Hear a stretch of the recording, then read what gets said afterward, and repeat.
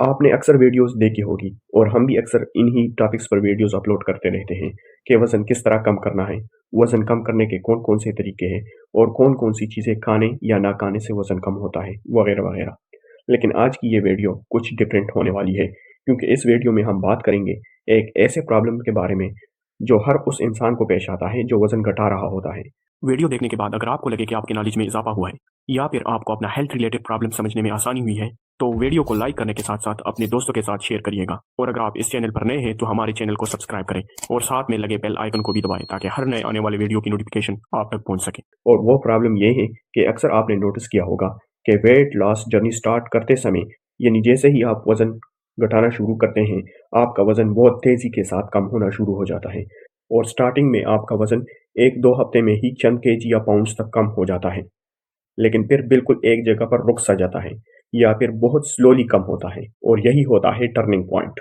اکثر لوگ یہاں پر ہار مان لیتے ہیں اور یہ جرنی کوئٹ کر جاتے ہیں کیونکہ ان کو لگ رہا ہوتا ہے کہ ان کا وزن اب مزید کم نہیں ہو رہا، اور یوں وہ ہمت ہار جاتے ہیں۔ لیکن اگر آپ یہ مرحلہ یا ڈیوریشن پار کر گئے تو سمجھو آپ کے لیے وزن کم کرنا اب کوئی مشکل کام نہیں،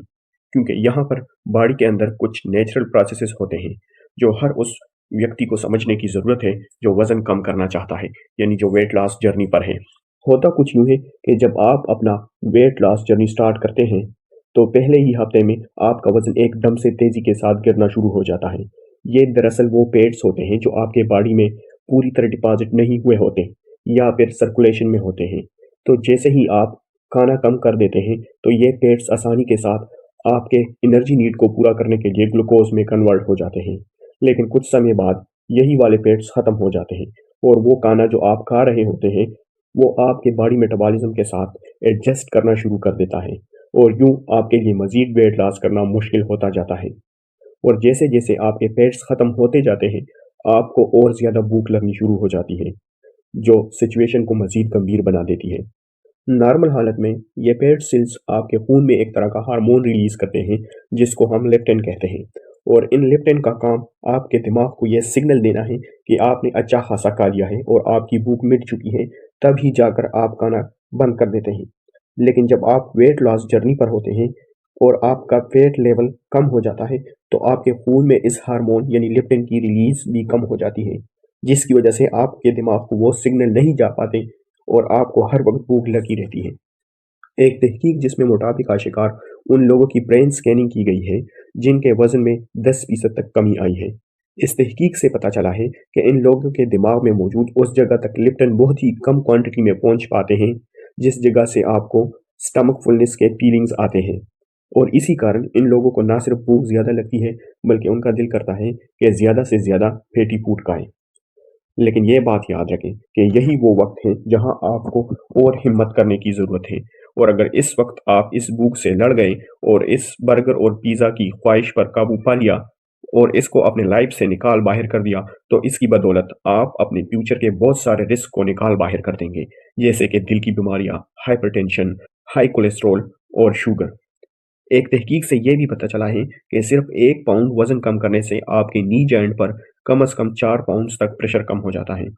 وزن میں کمی آپ کے بلڈ ویسلز میں تناؤ کو بھی کم کرتی ہے اور آپ کے دل کو خون کی سپلائی کو بہتر بنانے کے ساتھ ساتھ آپ کے دماغ کے فنکشنز کو بھی امپروو کرتی ہے۔ ایک تحقیق سے یہ بھی پتہ چلا ہے کہ وہ لوگ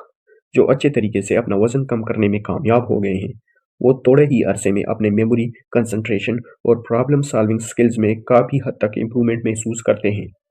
اور وہ لوگ جن کو اپنے ویٹ لاس جرنی میں کم از کم 9 منتھس ہو گئے ہیں ان کا بیہیویئر کافی حد تک چینج ہو جاتا ہے، اور اس کا اندازہ آپ کو اس بات سے بھی ہو جائے گا کہ اگر ان کے سامنے اب وہ خوراک بھی لائی جائے جو 9 مہینے پہلے تک ان کا فیورٹ ہوا کرتا تھا اور اس کو دیکھتے ہی وہ کھانے لگ پڑتے، لیکن 9 مہینے بعد اب ایسا بالکل بھی نہیں ہوتا، اور اس کا کارن یہ ہے کہ دماغ میں موجود وہ جگہ جو کہ ریوارڈ، موٹیویشن اور ٹیسٹ کو ڈیل کرتا ہے وہ کافی حد تک سپریس ہو جاتا ہے، اور ان کی سہن شکتی کافی حد تک بڑھ جاتی ہے اور اب ان کو کوئی بھی چیز آسانی سے اپنی طرف مائل نہیں کر پاتا۔ وہ بھوک جو شروع میں آپ کو بہت پریشان کرتی ہے اس کو اب قابو کرنا آپ کے لیے کوئی مشکل کام۔ ویڈیو کو لائک کریں، شیئر کریں اور ہمارے چینل کو سبسکرائب کریں۔ کمنٹ سیکشن میں اپنی رائے کا اظہار کرنے کے ساتھ ساتھ آپ کمنٹ سیکشن میں ہم سے کسی بھی میڈیکل انسٹرومنٹ یا ہیلتھ ریلیٹڈ کوئی بھی کویسچن کر سکتے ہیں، ہم آپ کے کویسچن کو رسپونڈ کرنے کی کوشش کریں گے۔